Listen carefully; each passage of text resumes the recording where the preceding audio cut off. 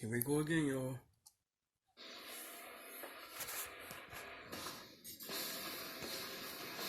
Across this vast world of different nations with different people, it is the clash of opinions which truly divides us. However, there is one universal truth, which absolutely everyone can agree on. Giant robots are freaking awesome! Like Optimus Prime, the original G1 Transformer. And the RX-78-2, the original Mobile Suit Gundam. These aren't just any robots, they're the old school classics. The first of their kind, and we're in for a robo battle of East versus West. Well, Optimus was originally a Japanese toy. He's Wiz and I'm Boomstick. And it's our job to analyze their weapons, armor, and skills to find out who would win a death battle. Millions of years ago, on a distant planet called Cybertron, a great unrest grew between two factions of robotic beings, the Decepticons and the Autobots. With little warning, they found themselves entangled in civil war. Led by that douchebag Megatron, the Decepticons started gunning down any bot they pleased for basically no reason, including some guy named Orion Pax, which will be important later. Rest in peace, Bro. What Megatron didn't know was that this seemingly random encounter would end up reshaping the universe. Thanks to a robot Gandalf, Orion Pax was rebuilt into something bigger, stronger, and way more recognizable. The newest commander of the Autobots had risen, Optimus Prime. The Autobots will never sacrifice freedom. Optimus is a powerful warrior with tons of awesome robo-powers. As a Transformer, he can scan nearby objects and morph his body to resemble one, becoming a robot in disguise. His favorite is a classic 1979 Kenworth K100 tractor. An oldie but a goodie which sports 500 horsepower and can book it over 80 miles per hour. He even gets a trailer which, when he doesn't need it, mysteriously disappears into thin air. No, really, where the hell does that thing go? I need to know. More importantly, the life force of every Transformer resides in their spark, sort of like a soul. And Optimus is no different, except that his spark gives him a few unique abilities. Yeah, his spark's pretty rare. Compared to other robo-people, it gives him increased strength, speed, and durability. He can shoot laser beams from his hands, fly with either a jetpack or his feet boosters, and move his limbs around while they're detached like some sort of ghost robot Rayman. Ooh! Optimus is referred to as a 0.1%er. That is how rare a being of his caliber is. Is that what all those people on Wall Street were protesting? Even then, many of Optimus's abilities are further enhanced thanks to his possession of one of the most powerful artifacts in Cybertron's history, the Matrix of Leadership. Oh, yeah, you know, it's nothing much. It's just a piece of robot god! The Matrix is a conduit for the power of Primus, the creator of the Transformer race. With this, Optimus can heal some of his most grievous wounds. What? Not all the time. Like, you know, when he died. And use the power of the Matrix to light our darkest hour. Well, he has an impressive arsenal to hopefully keep that particular problem from coming up again. Yeah, never again. Regardless, he wields the Ion Blaster, a giant death cannon which Prime was like a boss. This big old rifle fires bolts of energy strong enough to take down most Decepticons, and can even be fired into space from ground level. Even better, it never seems to run out of ammo. One can only dream. Optimus Prime also carries numerous weapons composed of Energon, a raw energy force used by Transformers to power their technology and, well, themselves. He's got a glowy Energon axe and Energon swords, perfect for slicing up robots of all sizes. And I guess they probably work pretty good on people, too. Fighting fire with fire, Optimus Prime led the fight against the Decepticons for several millennia. Eventually, the war even found its way to our own Earth. But we've got nothing to worry about with Optimus protecting the planet. He's tanked blasts that would tear other bots apart, like when this mega refinery exploded. It could be seen from outer space. He's punched the ground so hard, the trees around him freaking exploded. Child's play, Boomstick. He's strong enough to tip this large oil tanker, which, when compared to the real-life Sea-Wise giant, must weigh over 700,000 tons. He's tossed a satellite into orbit and punched hard enough to crack Six Shot's chest plate. Who boasted that his armor was drawn from the compacted subatomic matter of a collapsed star. Just to let you know, such a star would have a density of over 300 billion tons per cubic inch. While great density doesn't necessarily beget great toughness, this still means Six Shot's armor was 500 billion times more dense than osmium, the most dense natural material on Earth. You're the most dense natural material on Earth. What'd you say? And our robo-commander wrecked it. He's fast enough to catch up to this Decepticon space shuttle in just 23 seconds. Given the size of the Earth here and the angle of ascent, we can determine he's moving around 125,000 miles per hour. He's also a talented leader, capable of commanding 1,000 battles at the same time via the Omniglobe. Like Skynet, but in a giant disco ball. He's used that crazy strength of his to punch through Megatron, who once tanked an explosion big enough to knock Cybertron out of orbit. And thanks to the weird robo-magic of the Matrix, he's even defeated Unicorn. Unicron. Who's basically a giant robot Satan who eats planets. This guy is unstoppable. Not necessarily. Optimus is certainly powerful, but after all is said and done, he has one major weakness. To violate that law would destroy our honor. He's just too nice. Yeah, he's kinda all about the whole honor and fair fighting thing, which kinda screwed him over more than once, and even got him killed multiple times. Plus, he killed himself once just because he accidentally broke the rules in a freaking game. Damn. But when his back is to the wall and all hell's breaking loose, he'll fight to the end, riding the eye of the storm. One shall stand, one shall fall.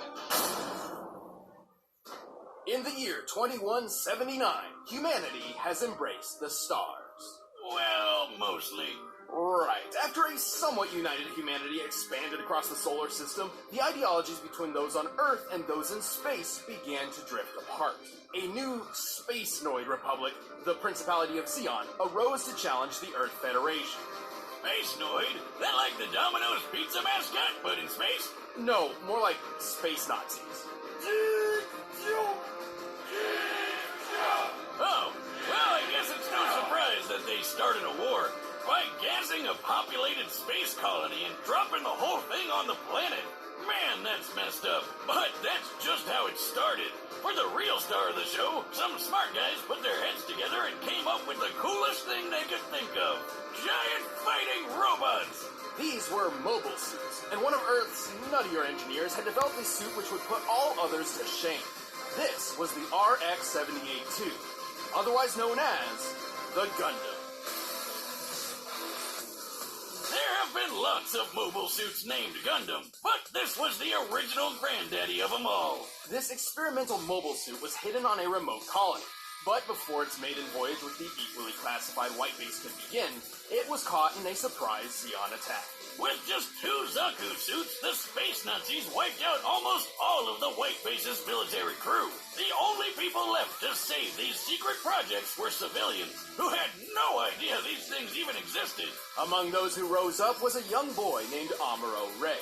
Brilliant, albeit standoffish, Amuro was actually the son of the Gundam's chief engineer, and had already stumbled upon the mech's coded blueprints. So he grabbed the owner's manual, jumped in the Gundam, and flew into the fight. Damn, not too shabby for going off just the manual. Amuro quickly adapted to his complex controls thanks to its learning computer system, designed so the Gundam itself can learn its pilot's limitations and compensate. Its body is made of a super durable Luna titanium alloy called Gundarium. Of course. Yet another fictional metal that's way better than anything in real life. For weapons, it's got twin 60mm Vulcan guns for ears. It's got a shield that can block shots strong enough to take down warships, and a gravity hammer, a supersized flail that's rocket-propelled. Whoever came up with that is my goddamn hero. Same with the guy who built the ultra-destructive beam rifle. That would be the ingenious Dr. Minovsky. Thanks to him, the beam rifle is a marvelous feat of weapons engineering. Minovsky had developed a way to miniaturize the enormous megaparticle cannons found on warships without losing any power. The result is a Gundam-sized rifle that can take down entire fleets of ships all on its own. It's like having a pistol with all the power of 1,000 tanks. A single shot could easily tear through a 13,000-ton Musai-class warship. Given the official stats of this ship, to tear it asunder like so would require a strike worth nearly 9,000 tons of TNT. Sure, the beam rifle only has 16 shots, but who really cares when you just need one?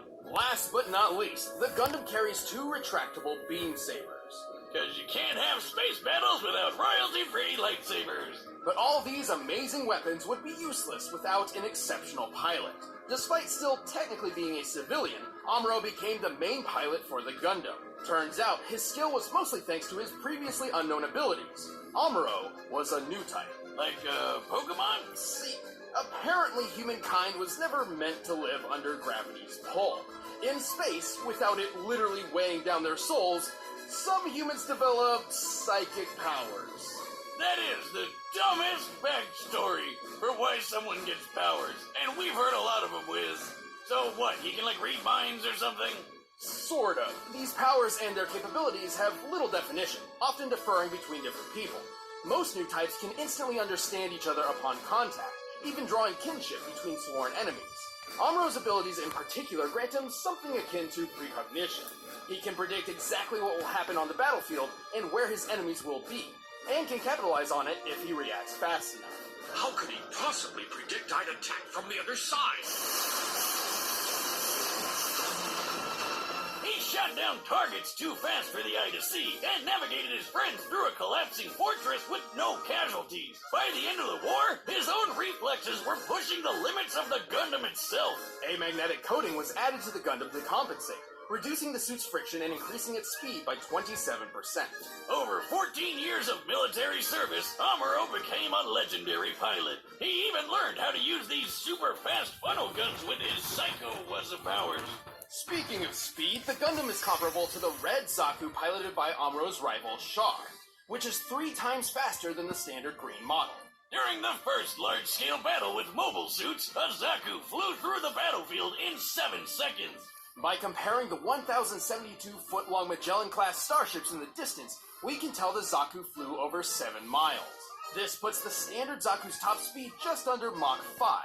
When tripled to compare to Char, this means the Gundam can move at least 11,000 miles per hour, 15 times the speed of sound. Highballing it with Amuro's new type powers and magnetic coating, it's possible the Gundam can move as fast as Mach 25.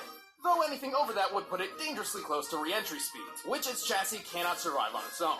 The Gundam is strong enough to lift and throw this goofy mobile suit, and tough enough to power through a magnetic field that's 7,200 degrees Fahrenheit. It survived plenty of really big explosions, including a detonating asteroid and a nuclear blast which wrecked Amuro's home colony. I bet it could wipe out the space Nazis all on its own. It nearly did. Amuro and his Gundam were instrumental to the war effort. It doesn't matter how much the Gundam was burned. It would always stand up, dispel the fear, and fly.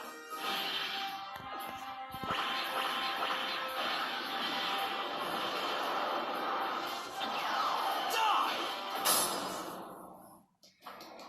All right, the combatants are set. Let's end this debate once and for all. But first, let me transform your eating habits. By now, you've probably heard of Blue Apron, the leading meal kit delivery service in the U.S. But did you know about all the different kinds of delicious foods you can make? Like the honey chipotle glazed chicken with poblano and lime rice. There's plenty to choose from, since they offer 12 new recipes each week. All you have to do is choose the 2, 3, or 4 that sound best to you, and they deliver it right to your door.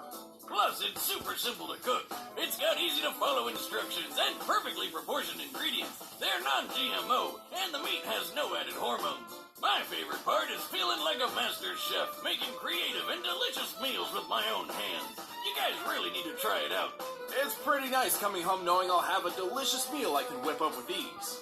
So check out this week's menu and get your first 3 meals free at blueapron.com/battle. That's blueapron.com/battle to get your first 3 meals free. But right now, it's time for a death battle!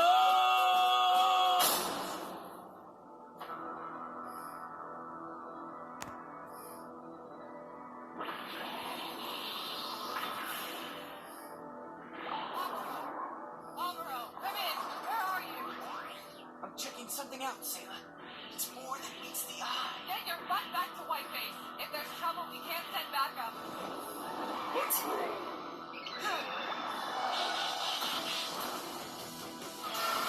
Whoa, it's an enemy ball! I told you. I told you.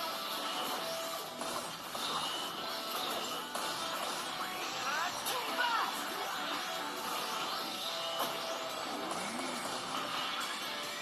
There you are.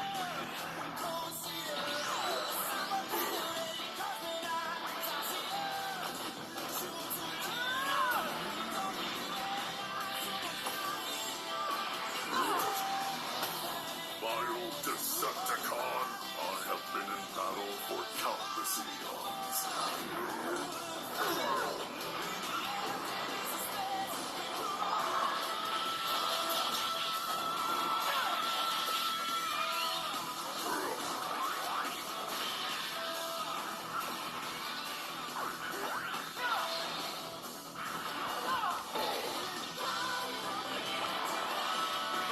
Not today.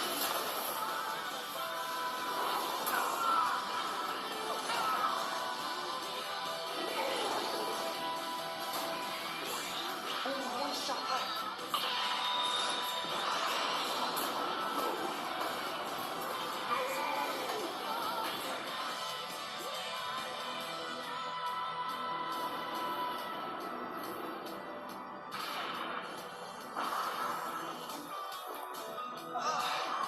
I hate gravity.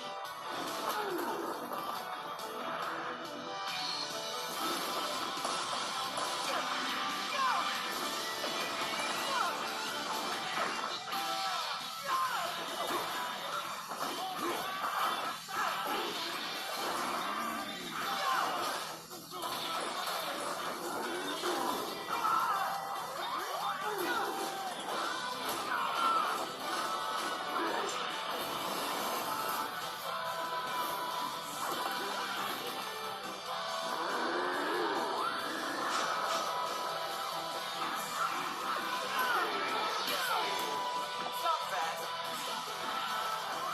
I'm just bad. I must stand, so you shall fall.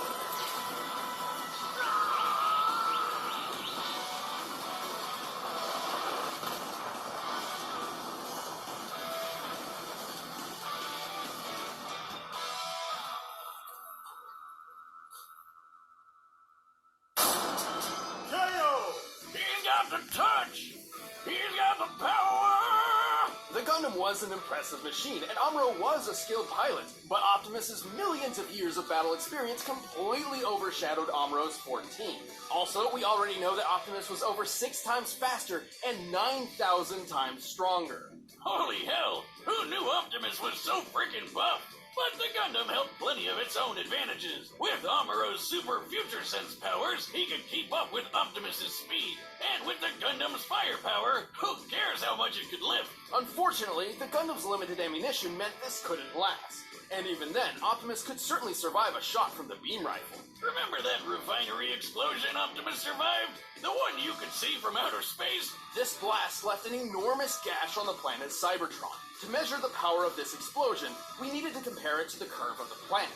Now, Cybertron's size is pretty inconsistent throughout G1 Transformers history, but even when using the alternating sizes between the cartoon and the comics, the blast is far more destructive than the beam rifle in both cases.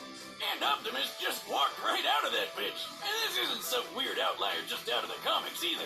In the cartoon, Megatron survived a blast that pushed Cybertron out of orbit. And he's pretty comparable to Optimus. To be fair, the Gundam boasted some impressive durability feats too. Like when Amuro accidentally blew up a Zaku's nuclear reactor right in his own face. Hey, give him a break. It was his first time. This explosion created a hole in the space colony which sucked out Amuro's father. Whoops. On the bright side, he's gonna save some money on Father's Day gifts, right? And with his heightened mind, we deduced the scope of the explosion. It's over 150,000 kilotons of TNT. That's 10,000 times more powerful than the bomb that dropped on Hiroshima, but still nowhere close to the refinery explosion Optimus survived. Also, the Gundam couldn't dodge Optimus's ion blaster forever. It was fast enough to strike targets in orbit from ground level. That puts its laser speed over 3 million miles per hour. Even when he knew it was coming, Amuro couldn't react quick enough to dodge or block anything that fast. And even then, Optimus's time in the Omni-Globe proves he can think way faster than Amuro. And just to blow your mind even more, in order to obliterate Unicron with the Matrix, the energy output must have equaled more than 40 Yoda-tons of TNT. Like the Star Wars game. And you know what they say, size matters not, especially when Optimus has defeated opponents as big as Devastator. The Gundam was a powerful mobile suit with some astonishing firepower, but was ultimately outmatched by the Autobot's strength, speed, durability, and experience. I'd say Optimus was primed for this fight. The winner is Optimus Prime. Please like, share, and subscribe. Peace out, y'all.